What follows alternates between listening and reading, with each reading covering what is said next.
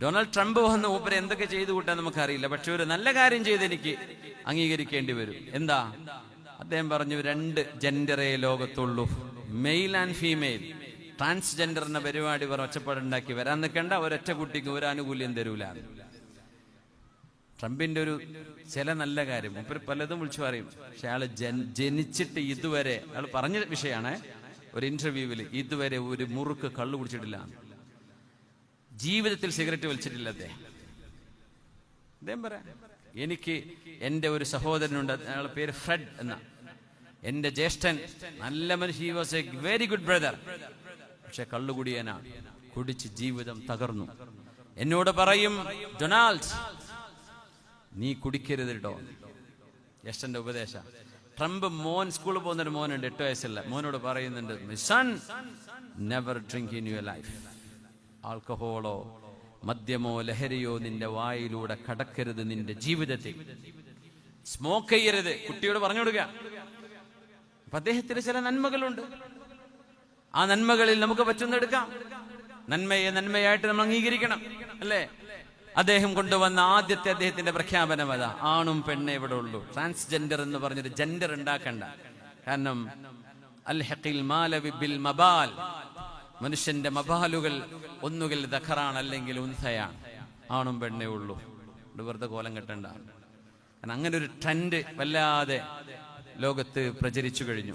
Rainbow എന്ന് പറയുന്ന സംഭവം എത്ര കുട്ടികൾക്ക് എന്തൊരു ഇഷ്ടമുള്ള സംഗതിയായിരുന്നു അത്. ഇപ്പൊ റെയിൻബോ വരക്കാൻ പറ്റുമോ? റെയിൻബോ അറിയില്ലേ, നമ്മുടെ മഴവില്ലിന്റെ ആ 7 നിറങ്ങൾ വെച്ച് കുട്ടികളൊക്കെ ഇങ്ങനെ ചിത്രം വരക്കും. ഇപ്പൊ ആ ചിത്രം വെച്ചാൽ നീ എന്താ ട്രാൻസ്ജെൻഡർ ആണോ എന്ന് ചോദിക്കും, നപുംസകാണോ എന്ന്. എന്താ അവരുടെ ചിഹ്നമായി മാറിയിട്ടുണ്ടല്ലോ അത്, ആർക്കറിയാം. എന്തൊരു ബുദ്ധിമുട്ട്. റെയിൻബോ എന്ന് പറഞ്ഞ സംഭവം ഇന്റർനാഷണൽ കമ്മ്യൂണിറ്റിയിലൊക്കെ അങ്ങനെയാണ്. നമ്മുടെ നാട്ടിലൊക്കെ അങ്ങനെ ഉണ്ടോ എനിക്ക് അറിയില്ല, നമ്മൾ ഉൾക്കൊള്ളാറുണ്ട്. കൈയും പിടിച്ച് കോർത്ത്, ഒരു ആണും കൈ പിടിച്ച് കോർത്ത് നടന്നാൽ ഭയങ്കര പ്രശ്നമല്ലേ, ഭയങ്കര ബുദ്ധിമുട്ടാണ്. ഞാനൊരു സ്ഥലത്ത് യാത്ര ചെയ്യുക, വേറൊരു കൺട്രിയിൽ യാത്ര ചെയ്തു. അപ്പോൾ എൻ്റെ കൂടെല്ലാടെ കൈ പിടിച്ച് നടക്കുമ്പോൾ ഒരു സുഹൃത്ത് വന്നിട്ട് പറഞ്ഞു, നിങ്ങൾ കൈ അങ്ങ് വിട്ടേക്കിട്ടോ, 2 ആണുങ്ങൾ കൈ പിടിച്ച് നടക്കുക എന്ന് പറഞ്ഞാൽ ഇവിടെ വേറെ പലതും അവർ ആലോചിക്കുന്നു. സുബ്ഹാനല്ലാഹ്, നോക്കണേ. അപ്പൊ കൈ വിട്ട് നടക്കണം. ആണും കല്യാണം കഴിച്ചാലാണല്ലോ അങ്ങനെ നടക്കുക. നമ്മുടെ നാട്ടിൽ വല്ല കഥയുണ്ടോ? നമ്മൾ കൈ പിടിച്ച് അങ്ങനെ നടന്നു പോകൂലേ? എനിക്ക് ഓർമ്മയുണ്ട്, ഞാൻ ദുബൈയിലെ ഒരു ബ്രിട്ടീഷ് സ്കൂളിൽ വർക്ക് ചെയ്യുമ്പോഴേ എൻ്റെ ഒരു കൊളീഗ് ഉണ്ട്. ഞാനും അയാളും കൈ പിടിച്ച് ഇങ്ങനെ സ്കൂളിലേക്ക് അസംബ്ലി കഴിഞ്ഞ് കിടക്കുമ്പോൾ ബാക്കിൽ നിന്ന് കുട്ടികൾ ചിരിക്കുന്നുണ്ട്. ഞാനന്ന് ജോയിൻ ചെയ്ത സമയമാണ്. അപ്പം എനിക്ക് വലിയ പിടുത്തം കിട്ടിയില്ല എന്താ ഇവർ ചിരിക്കാൻ കാരണം, ഹൈസ്കൂളിലെ കുട്ടികളാണ്. അപ്പോഴെന്നോട് അദ്ദേഹം സയൻസ് ലാബ് അറ്റൻഡറാണ്, ഡോക്ടർ അനസ് എന്ന് പറയും. അപ്പം അദ്ദേഹം പറഞ്ഞു, മിസ്റ്റർ ഹാക്ക് അവരെന്താ പറയണമെങ്കിൽ മനസ്സിലായെന്ന് ചോദിച്ചു. ഇല്ലല്ല, നമ്മൾ കൈ when we hold our hands together, അവർ പറയും നമ്മൾ ഗെയ്സ് ആണെന്ന് വിചാരിക്കും. സുബ്ഹാനല്ലാഹ്, പെണ്ണും കൈ പിടിച്ച് നടക്കാൻ പറ്റൂലല്ലോ. അങ്ങനെയൊക്കെയാണല്ലോ ഇപ്പോഴത്തെ നിയമം. അള്ളാഹു ആര് കൊണ്ടുവന്ന നിയമം എന്നറിയില്ല.